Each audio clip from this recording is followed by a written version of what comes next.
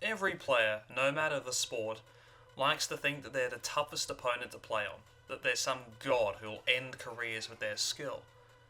But none of them, not even the legends, can match up with this. It's a small piece of muscle and sinew, attaching two bits of bone together. It is at most 4 centimetres long, and thinner than a texter. And barring the wall on the outside of Decaturville Terrace, it's the scariest thing in Australian sport. Ladies and gentlemen, this is the anterior cruciate ligament. In the centre of a galaxy, the stars always shine the brightest.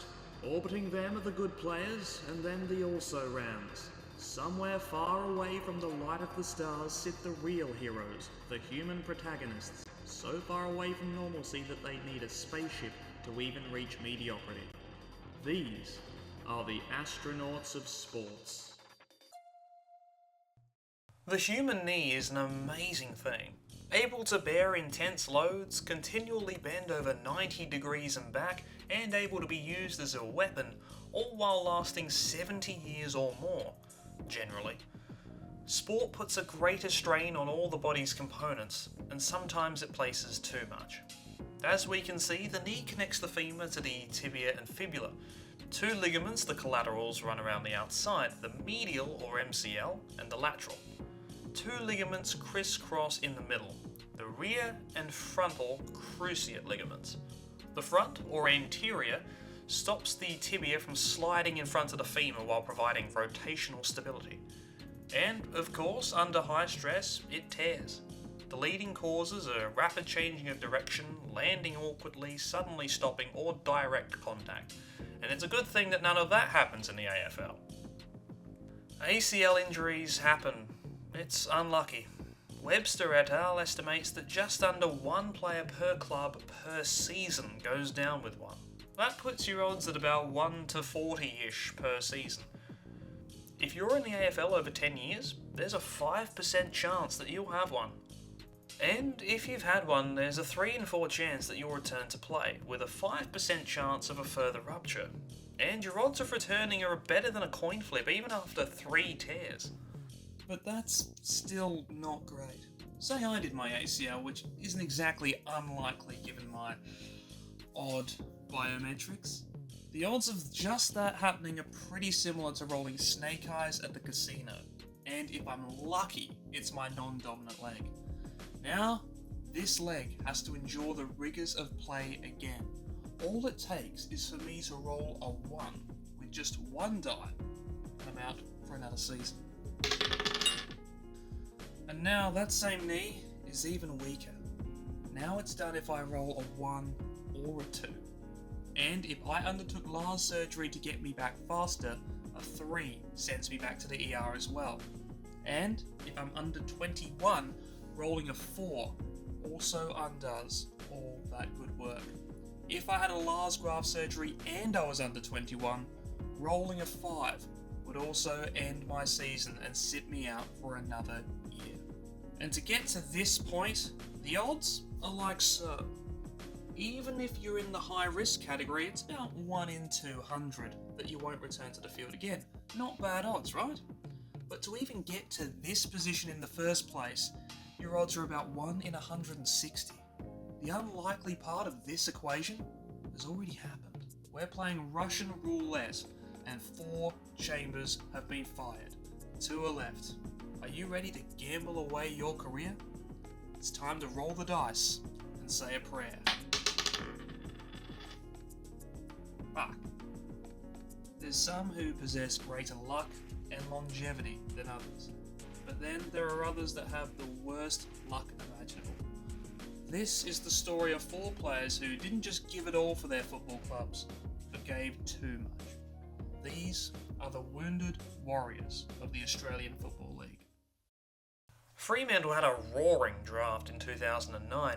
After struggling desperately, they picked up future Brownlow winner and Margot Robbie reject in Ep.4, as well as mature-aged Golden Geese Alex Silvani and Michael Barlow. But the guy they took with pick 4 looked to be even better, Anthony Morabito.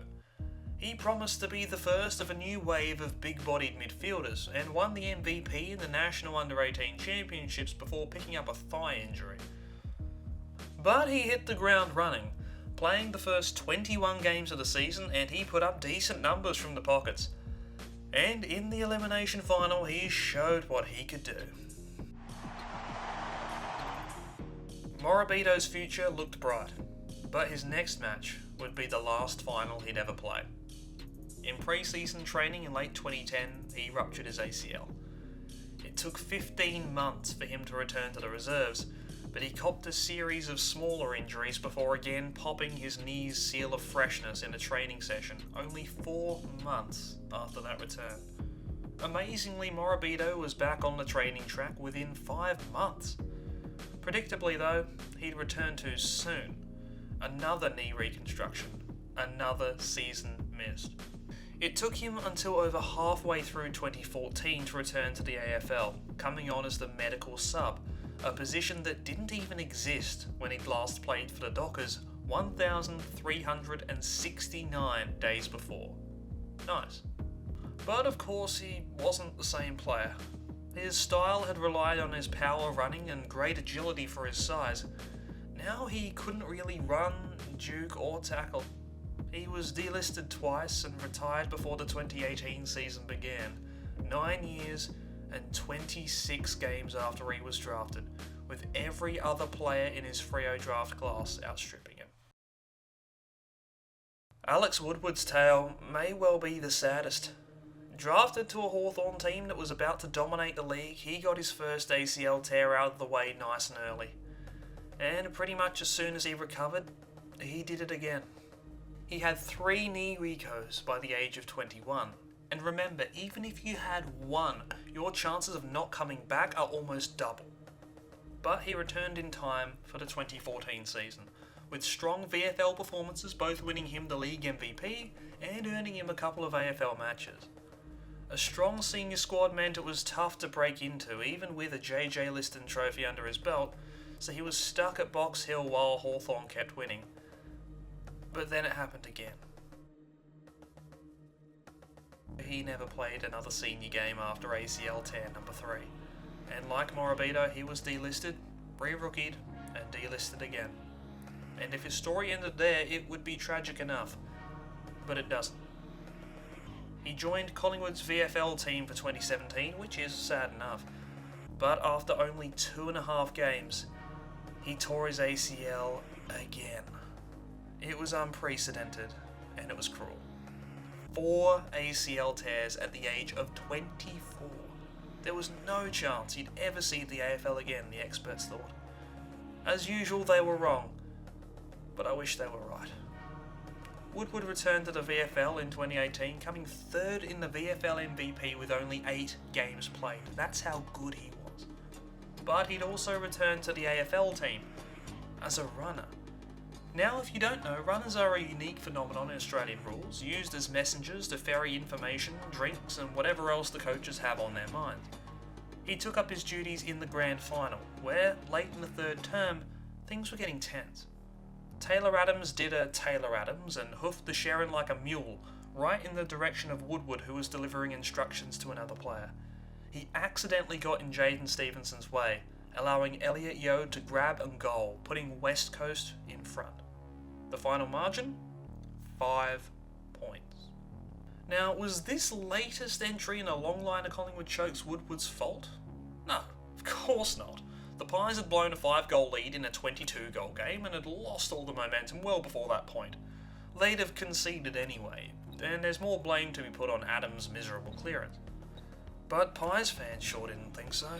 Side by side they stuck together in laying the boot into an innocent bystander who, by the age of 26, had already seen his career fall to pieces through no fault of his own.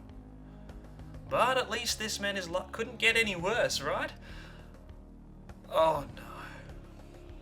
That poor bastard. 1 ACL is tough. 2 ACLs is really bad luck. 3 ACLs is when you know the universe is shitting on you. 4 ACLs is when even the cruelest writer would stop tormenting their poor character. And 5 ACLs is, well, Alex Woodward. He retired about 5 days after that injury, and he did it the way he did everything else, with a self-effacing smile and a que sera sera attitude that just makes you feel even more sorry for the poor guy. Alex Johnson is the sort of player any club would love to have. Yes, sure, he was a player who could double as a tall and medium defender, which is very valuable, but he also had a professionalism and poise about him that reminded people of the man he'd replaced, 2005 hero Craig Bolton. He played 44 games consecutively from his debut without skipping a beat, allowing him to get to match 45, the 2012 Grand Final. Now, we've been over this one, even though it's trapped in copyright hell at the moment, and yes, Johnson barely got a mention in that. In fact, Bruce gave him a bit of a toweling. But at the end of the day, he walked home with one of these, and Bruce didn't. For another 12 months. If you'd told anyone at that point that Alex Johnson, Premiership winner, key part of Sydney's defence, would only ever play 2 more AFL games, you'd be shelved away in an asylum. But alas, in the first match of the 2013 pre-season, he tore the ACL on his left knee. He had 2 separate reconstructions and returned to the field in 2014 for the reserves.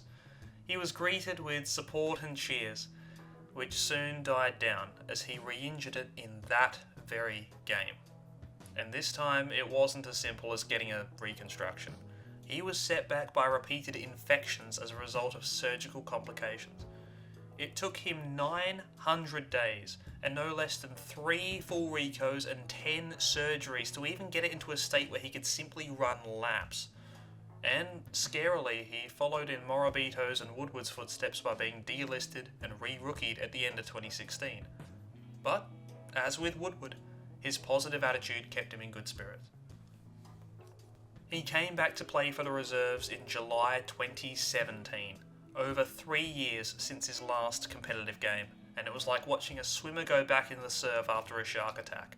But he got through the rest of the season with no issues. He looked set for a return in 2018 until groin issues got in the way. It took him until round 20 to make his comeback, after 2,135 days, the single longest wait between games of anyone who hadn't performed military service. And he went well. 11 marks, 6 1%ers, 4 tackles and 15 touches in a fantastic contest that Sydney snatched at the end. The next week, however, was a different story. The old phrase, 3 strikes and you're out, rings true for a lot of things, and ACL tears seemed to be one of them. A month later, he was delisted. A year later, he had ACL tear number 4, but on his good knee, training for an amateur season that would later be cancelled anyway. It was knee reco number 7. The dream was over. Now, the rough odds of his scenario can be calculated on this fractal mess of a flowchart. If we treat his good leg as a new ACL fresh out the wrapper, and his odds are like so. Slightly more unlucky than some of the others, but still, during the woes of these 3, about 1,100 players rotated through the system. With these odds, you'd expect 1, maybe 2 players to go through this sort of thing in that time. Not 3, not 4, and certainly not 5. Through his recovery, Alex Johnson chatted with a man who'd gone through a similar experience at a similar time. Daniel Menzel was a phenomenon at Geelong, polling in his Rising Star season. He had become a key part of a 2011 Geelong team that wouldn't only win the flag, but be considered as one of the greatest teams of the modern era, booting 26 goals from 17 matches, which is pretty good considering he missed the Carayo exorcism. Just after quarter time in the first final against the Hawks, he'd already scored another 2. But then it happened. ACL tear, right knee. And yet another reason to hate Paul Puopolo. Unlike Johnson, he didn't get that premiership. He had to sit on the sidelines for almost a year. Now, you may recall he did his ACL in what was, in essence, his rookie season, as did Morabito, as did Woodward, and to a lesser extent, Alex Johnson. So all three were rolling this dice with half the sides bearing skull and crossbones, and in the case of Johnson and later Menzel himself, they'd had Lars grafts. Every time they stepped out to play, they were needing to roll a 6 just to get through to next week, and they rarely did. So when Daniel Menzel came back in July of 2012, of course he did an ACL in his return game, but he tore his left. He had the Lars graft done and returned to the reserves in April of 2013. He got through that first game, but like Johnson would do a couple of years later, he shredded the Lars ligament in Game 2, against the Hawks reserves, cruelly enough. He became only the second AFL footballer to have his 4th knee reconstruction. Johnson would become number 3 very soon after. Thankfully for him, it was his last ACL tear and he got back to playing regular AFL footy, but his story doesn't have the happiest of endings. After some productive seasons where he established himself as one of the more accurate forwards, he was dropped and suddenly delisted. It was a shock decision. He went to Sydney and success eluded him there too. I hoped he'd come back home to SA to join my team, and he did, kind of. He went to the Woodville West Torrens Eagles in the SANFL. Like Morabito, Woodward and Johnson, he was a leper to the AFL world now. But he won a flag with his brother, Troy, who, funnily enough, had a Lars graft at 16 and had no further issues with his knee. And that's all cool and ironic, but it's not the fairy tale ending we want. Menzel's story did have a happy middle, though. It's the 28th of August, 2015. Geelong sit a game and a half out of the 8 as they enter a match with 12th placed Collingwood. And look who's getting his first AFL start in 1,449 days. He kicked the behind early after a quick Collingwood double salvo, and then Geelong launch a counter-attack, as is their brand, a beautiful wave of players going forward. Collingwood overcommit and left a man in space 55 metres out on the flank. Maybe the AFL world was so used to not having him there that they forgot he was there. Maybe Menzel was letting the knee joint recover by hanging back. Or maybe the footy gods decided, for once, to smile down upon this brave soldier of misfortune. He'd rolled a 5 once, and then rolled nothing but ones for 4 long years, including earlier tonight. But now he finds himself alone, with nothing but time. He'd waited so long for this, for redemption. And you better believe he was ready to roll the biggest 6 of his life. What a fairy tale! What a fairy tale!